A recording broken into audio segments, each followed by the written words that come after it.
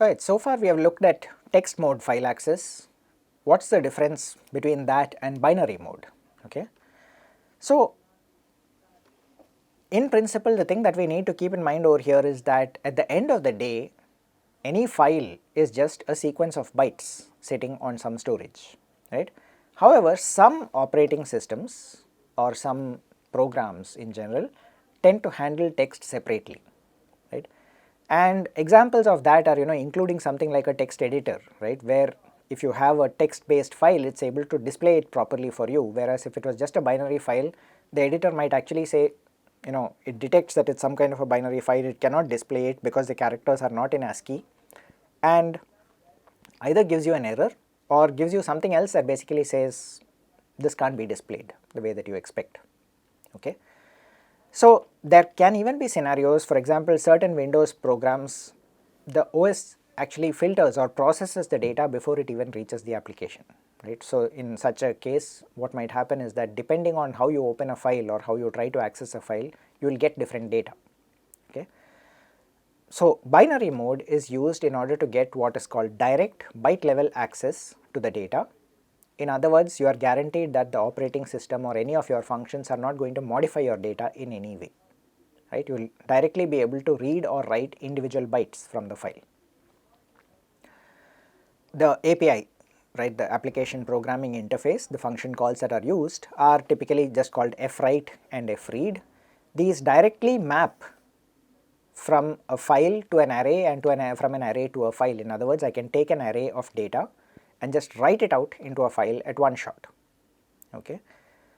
One of the things that we will see with an example as we go forward is that you might recall that when we were talking about memory layouts, we talked about this problem of the endianness of data, right. An integer value which is 4 bytes long, right, which I think of as the value 1, has a hexadecimal notation 00000001. In other words, it is 4 bytes. In little endian notation, that would basically go with the LSB, the least significant byte coming first, right, or at the lowest address. Where that becomes a problem is when you write to a file, this actually becomes the first byte in the file, okay, and that is potentially confusing. That is one of the places where, for example, the fact that our memory is linear left to right rather than top to bottom as we think of in little endian can get a little bit confusing, okay. And what actually happens over here is that in general, when we want to sort of write out data in a binary format in a systematic way, there can potentially be a number of problematic scenarios, and writing data out like this actually requires us to do it in such a way that it does not matter what the endianness of our processor is.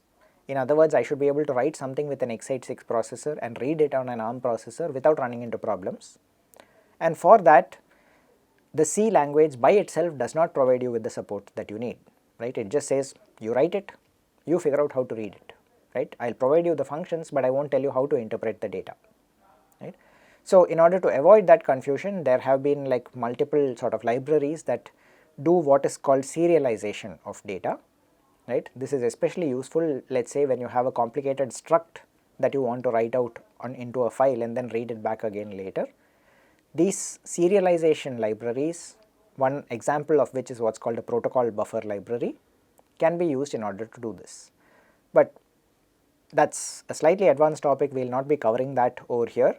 What we will do is look at some examples of how to use the fread and fwrite functions to interoperate with binary files, and also how we can sort of look at the contents of a binary file and understand what they are.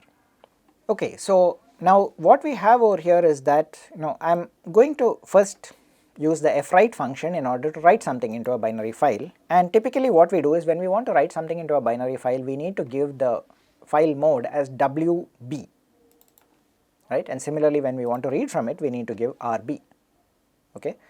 Now it turns out that in Linux systems this probably does not make too much of a difference, you could do it either way and it should give you the same result, but on other operating systems it might behave differently. So, it is always good practice to use WB when you want to read a binary file or write a binary file, and RB to read a binary file, although in many cases you might find that it does not really matter, right, it does not make a difference. Alright, so let us actually look at what exactly a binary file looks like. right? What I am going to do is I am going to open the file and of course check whether it succeeded, and if it did not, then complain and exit. But if not, I am going to declare an integer array that I have out here and just call a single function fwrite, give it the array to be written, give it the type of value to be written, in this case it is the int, right, so the size of int, and also the number of integers to write, and say where, that is the file pointer into which to write.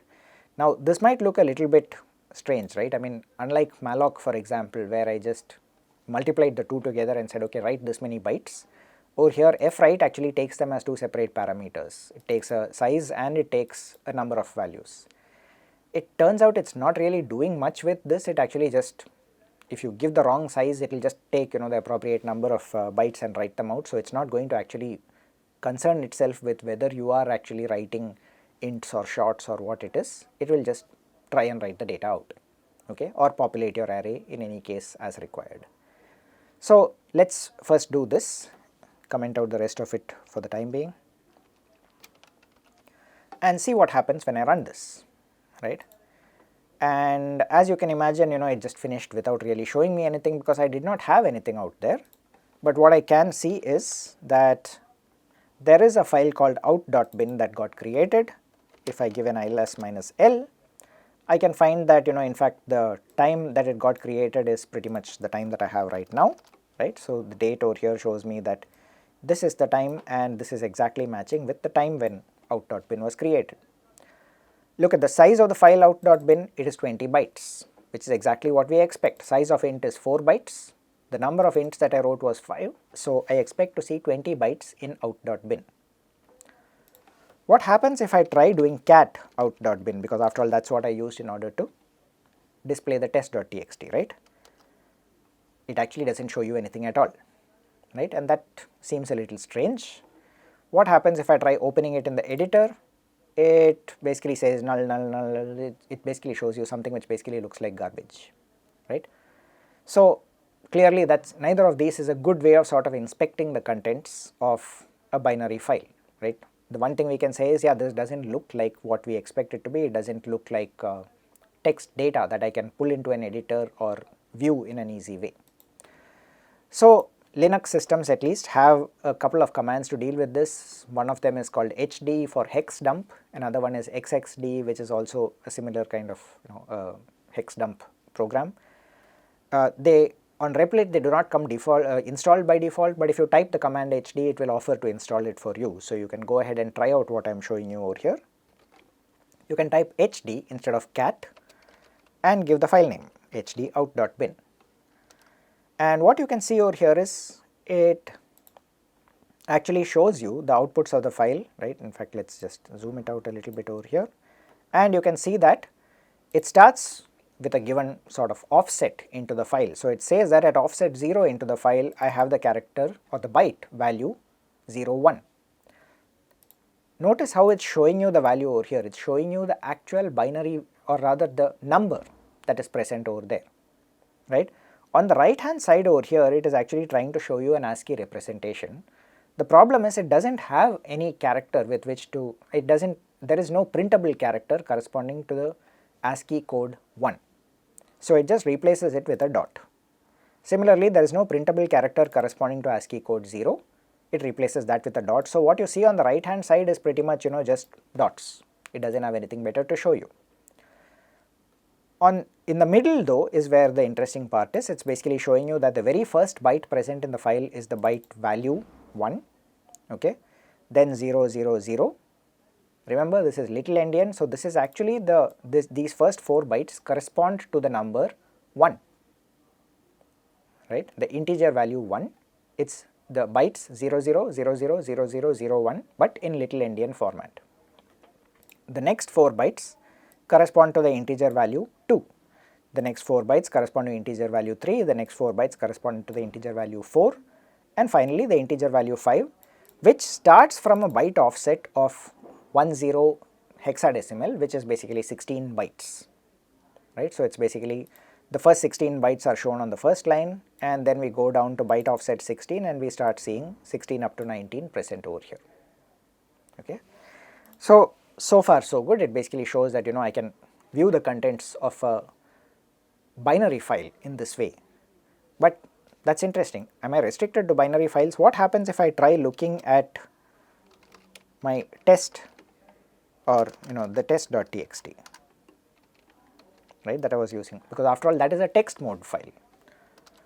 And interestingly enough, it starts showing a lot of numbers out here, and if you look carefully you will realize that these are ASCII codes, right. So the H over here is the ASCII code 48 hex, 65 is the ASCII code for E, 6C hexadecimal is lowercase l 2 times, 20 hex, that is the number 32, is the ASCII code for a space, which it does not show as a space, it actually shows, yeah, no, actually that is right, yeah, so this space it shows over here, right. At the end of world WORLD, you will notice that there is this 0A character, which is actually the ASCII code corresponding to new line. In this case it does not go down to the next line, it shows it as a dot, right. So this dot over here is not actually a full stop, it is just a dot to indicate that it is this ASCII code 0A, which it cannot otherwise print, it is replacing it with a dot. The important point over here is HD can be used on any kind of file, it is not restricted to binary files. It can show you a text file, but then it will interpret the individual bytes over there as ASCII codes, right. If I ask it, I will just ask it to print out the first 100 bytes of main.c, right, and I can see that I have this hash include stdio.h and everything else, and the corresponding ASCII codes out here, right, each individual one is there. I can also ask it to dump out main, which is, in our case we know it is a binary file, right, and here of course there are hardly any ASCII codes anymore. There are a few right at the beginning, right, this ELF, it turns out, is actually what is called a magic number present at the beginning of the executable file. There is the 7F, which again it does not know how to display, so it shows a dot, but the requirement is that any executable file on a system like this actually starts with this code 7F followed by the 3 characters ELF, and then there is something else which goes after that, right. So HD is a useful tool, it basically allows us to look at any binary file or any text file and treats them just byte by byte and shows you what the corresponding values are. Coming back to our original code, right, so what we wanted to do with all of this was that we basically said that by writing out using the fwrite command, I was able to create a binary file in the format that I wanted. Now can I read it back? And sure enough, of course you can, right. I now open another file out here. I could have reused the same file pointer, but I have not done that, I have just opened another file. I am calling it with RB once again to open in binary format.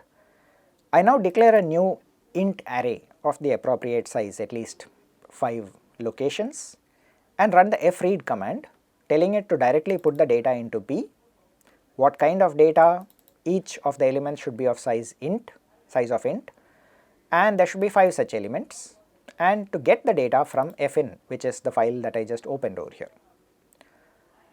Well, after I read it in, I am going to run a for loop to just print out what the values were that I got, and then finally close that function, right. So let us see what happens when I run this. It basically says got 1, 2, 3, 4 and 5. In other words, what I had over here, it successfully read back from the binary file, put it into the array B, and was then able to print out those values, okay. Now the interesting thing here is, you could do some other things. So for example, I could just declare this as short, and I could then convert this as size of short, right. And what would happen in this case is, it would take the bytes, now 2 bytes at a time, read them into B, and therefore you will get 1 as the first value, 0 because the next 2 bytes were 0, right, the MSB bytes of the first integer was 0 as the second short, then 2 as the third one, 0 as the fourth one, 3 as the fifth value, right. I could also change this and basically say make it 10 short values, right, and if I did that, I would actually get all the values that I put in over there, right. It basically says 01, 02, 03, 04, 05, basically the little endian results in swapping the order around. Now interestingly enough, if I do some weird kind of things, like for example declaring this as, if I give the wrong value over here, if I let's say size of char, right, what is actually happening over here is I am saying that each individual value that I need to read is of size char, and I need to read 10 such values, right, and put the result into B. And when you run this, right, what we can see is it actually ended up reading only 5 short values. It stopped over there, which is why after that we end up with garbage, right. So I could have changed this to 20 chars, right, and well, when I do that, I actually find that it actually reads all the values in properly, because it now actually reads 20 bytes and puts them into the appropriate place. This once again is not really advisable. Don't do things like this. Always avoid the confusion. Just make sure that the type that you read and the number of values that you read match up, right, so that you actually get the correct thing, because otherwise it's not, as far as the compiler is concerned, it's fine, but it's also very confusing.